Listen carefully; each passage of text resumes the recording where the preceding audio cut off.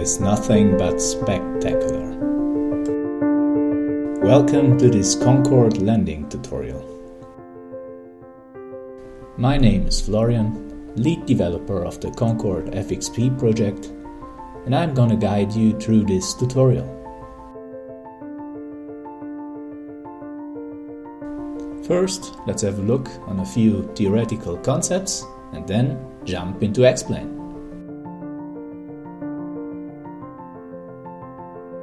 Concorde's delta wing is a masterpiece of aerodynamics. It is ideal for supersonic flight, but is also able to generate enough lift at the low speeds of a landing approach. By increasing the angle of attack of the wing to a very high level, the pitch is 10 to 12 degrees, Concorde generates strong vortices above its wings. The low pressure fields of these vortices divert additional air from the leading edge inward and downward. There are strong forces here acting in the downward direction. And according to the third Newtonian law, there must be an equally strong force in the opposite direction. We know this as a great amount of additional lift.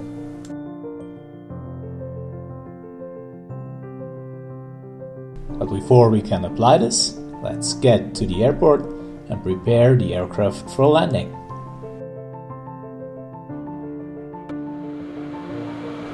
Welcome on board.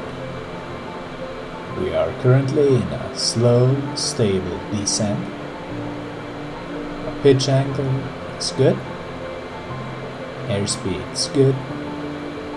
All engines work normally. Okay, the aircraft is safe for now. We keep an eye on the descent rate, however. So let's have a look what our position is. And our awesome inertial navigation system shows us that we are near to the John F. Kennedy Airport, where we are headed to. By the way, this is the default INS that ships with the aircraft. But now let's talk about landing. As every aircraft, Concorde has a certain maximum landing weight.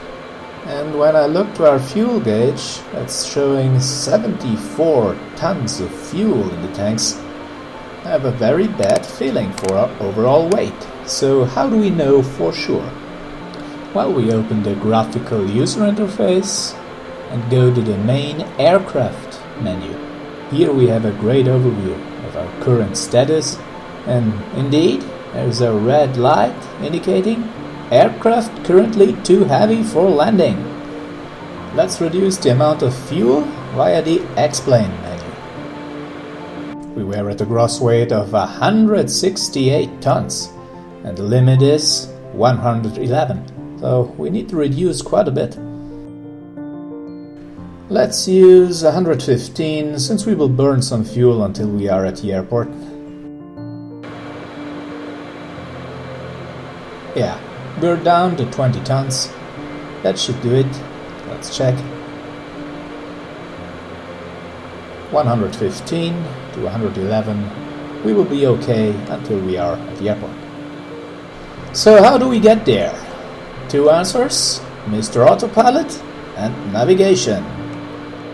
The AFCS, the Automatic Flight Control System, currently uses two functions: pitch hold for the autopilot and airspeed hold on the autothrottle. For navigation, we have at our disposal a whole set of radio navigation system and 3 inertial navigation systems. Concorde experts, close your eyes now, because I had to add a GPS. For navigation, let's use the systems that were actually part of the aircraft. We used INS 1 to determine our distance and track to the airport. As if the airport's location on waypoint number 3, we use 3 as our destination waypoint, and so we get 90 nautical miles. Distance 14 minutes to arrival. Which means that my altitude is definitely too low for this distance, but let's proceed. INS functionality will obviously get an own video tutorial. For now, just a quick look on how to assign a certain position to a waypoint. Graphical user interface, flight preparation, waypoint entry. I switch the INS to track mode now to see if we are on a good course towards the airport. Yeah, New York JFK is 35.5 degrees on our right. This looks good for now. Again, this functionality ships with the aircraft. This is included. Good. Let's see. All flight parameters are okay. It's probably time to stop our descent now. We're already on the low side of things here. Since the pitch hold autopilot function is on, I just need to slightly move the pitch indexer to the angle I would like to. Again, this can be assigned to buttons. One of the most handy functions, in my opinion. And we are on our way.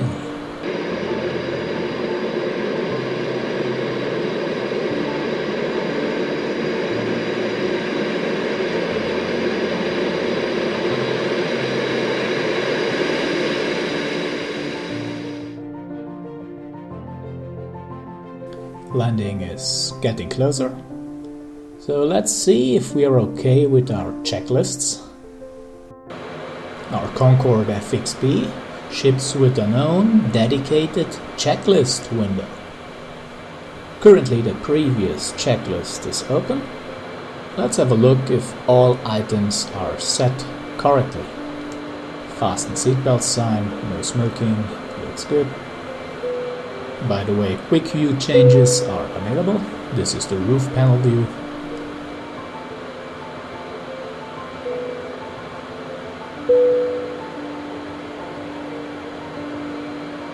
Throttles are already set. Quick distance check. We are at 79 miles from the airport, 12.5 minutes.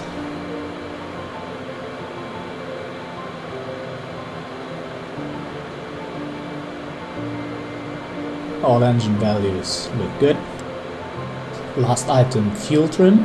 Concorde uses a very complex fuel pumping system to keep the center of gravity in the right position. Let's make sure that the flight engineer has put it to descent via the handy drop-down menu.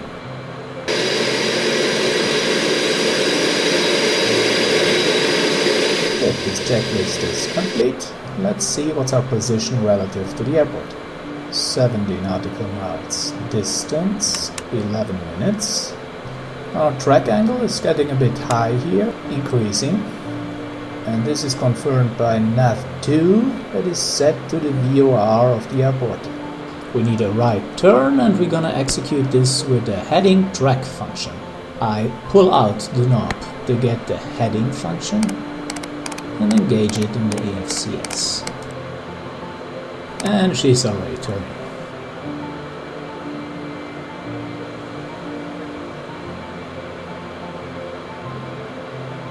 I'm not flying the correct procedures here, obviously.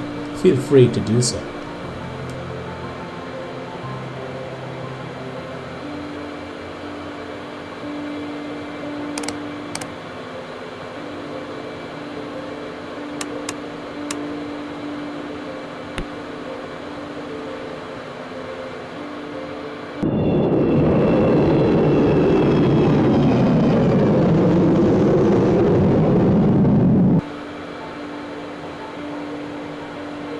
I synchronize nav2 and nav1. Import in question on Concorde.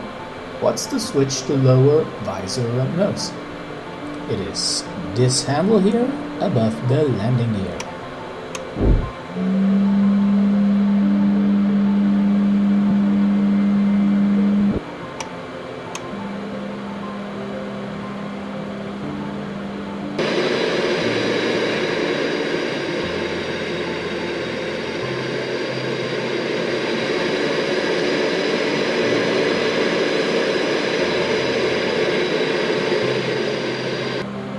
It is a good time to reduce our airspeed now.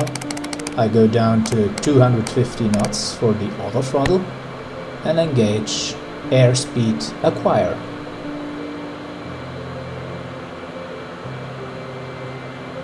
Airspeed is coming down.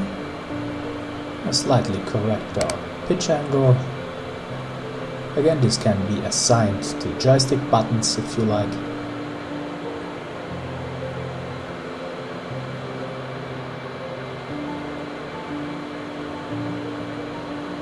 And although I'm not following the procedures here, this looks good for the next landing phase.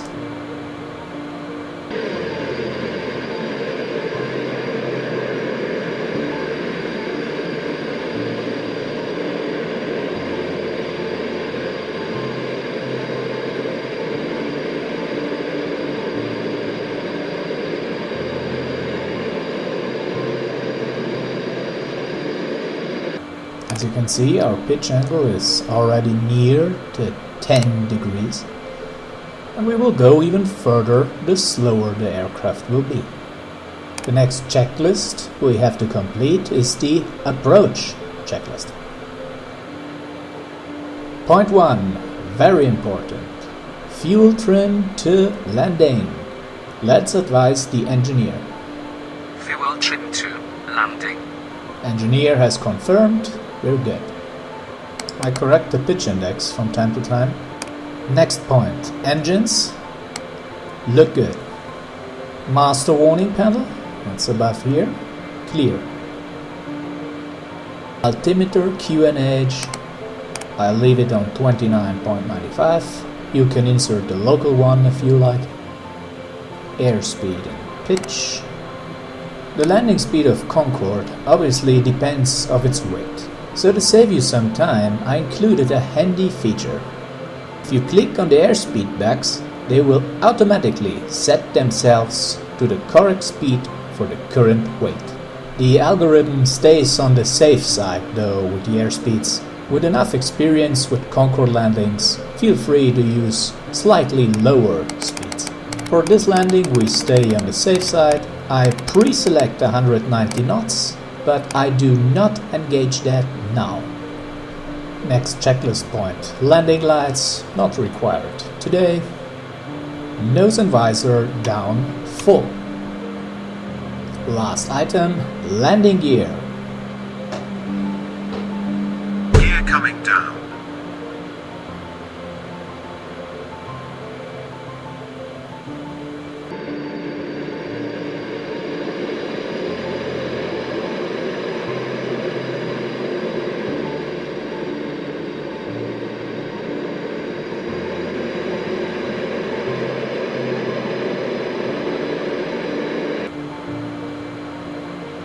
Down, 4 greens. Approach checklist complete.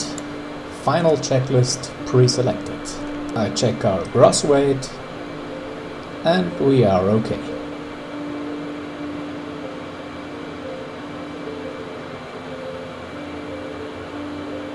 INS shows 16 miles of distance, VOR shows 18 miles. Time to turn in.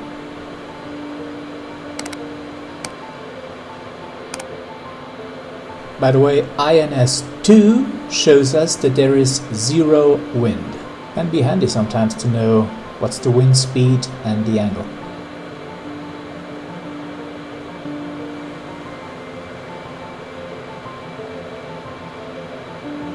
And here it is! New York John F. Kennedy Airport right in front of us. I will take runway 31 right.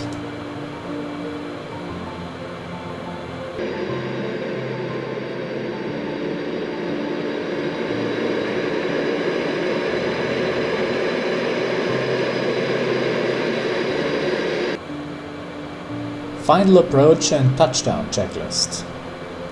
Fuel trim to landing. We did this before, but let's check again. Autopilot and auto throttle. They will disengage themselves at 180 feet above the ground. I keep them on for now, but be prepared. Auto throttle to 190. The rest of the checklist is for the touchdown.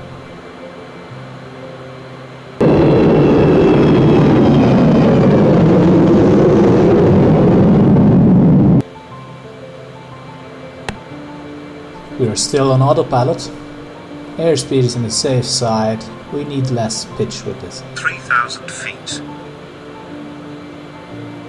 Oh man, I left nav1 on the VOR. I have to switch this to the ILS. Real landing's gonna be a lot more professional than mine. And we have ILS signal.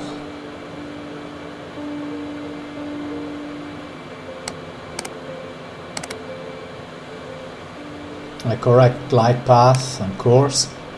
Autopilot is still in command, but you can obviously do this manually. Would actually make more sense now, but let's keep autopilot on for a few moments.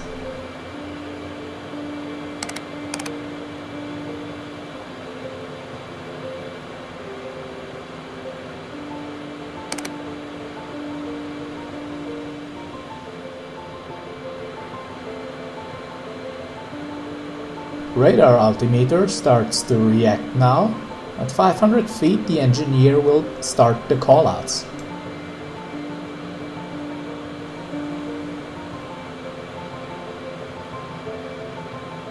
To avoid dangerous situations near the ground, I disengage autopilot now and continue with manual inputs. Again, the system will switch off itself at 180 feet above the ground anyways. Autopilot off. I leave auto throttle on for now. Manual controls work. Trim is okay. We decide landing.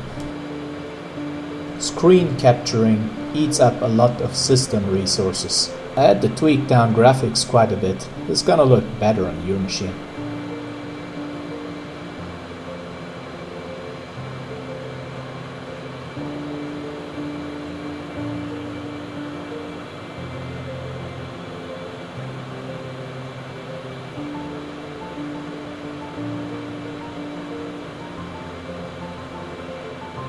$500 feet. 400. 300 feet. 200. Auto throttle off. Auto throttle is off. And my hardware throttle is set the wrong way. I should abort, but let's try. Retard. 30. 40. 20. We're overshooting. 10. Contact. Derotate. Reverser. Reverser deployed. Oh man, that's the most unprofessional landing ever. Maybe we need to slow down now. It's gonna be a tight one. Let's see if these carbon fiber brakes are really worth their money.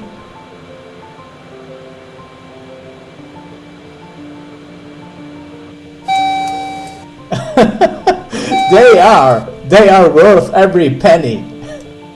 Good girl.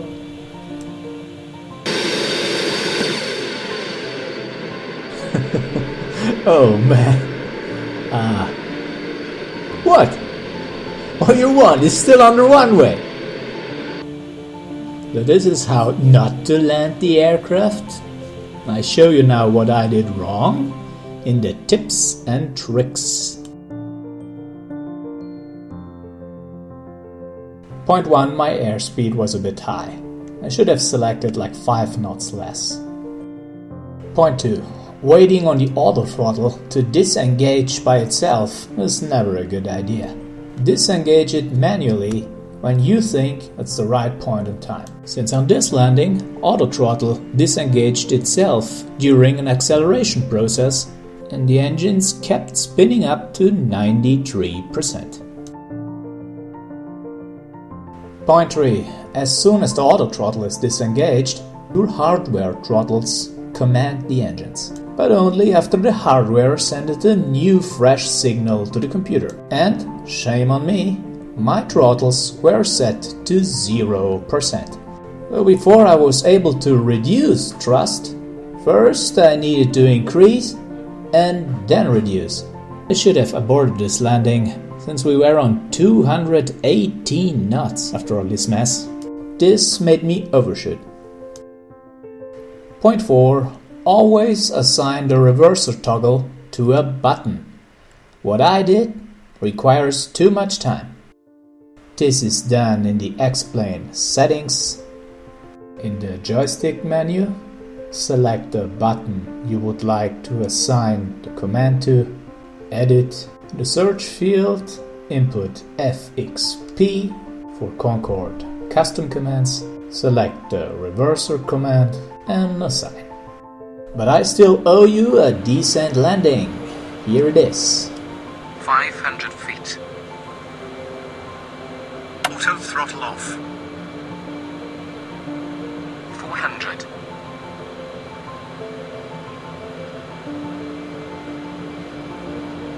300. Wow, speed is good. Trajectory, man. For precise distance to the ground in the last moments, watch the ADI. 200. A ground contact flag will slowly travel towards the center. It's red and white. 100 feet. Retard. 50 feet. 40. 20. 10. Retard. Contact. Reverser deployed. Don't forget to derotate for a long time. This is required on Concorde.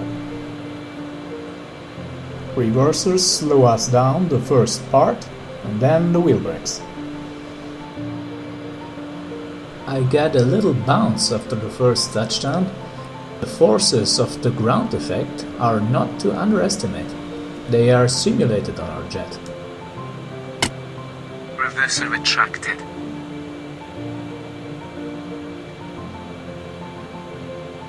Well, not a perfect landing, but I guess it's okay.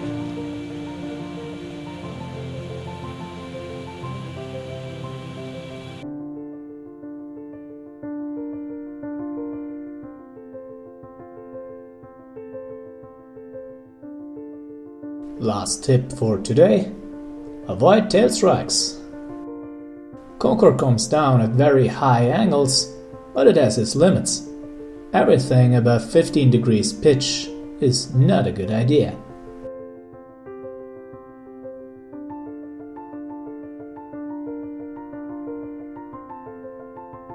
This video was just about landing Concorde. There's a lot more to explore. Thanks for watching and happy landings!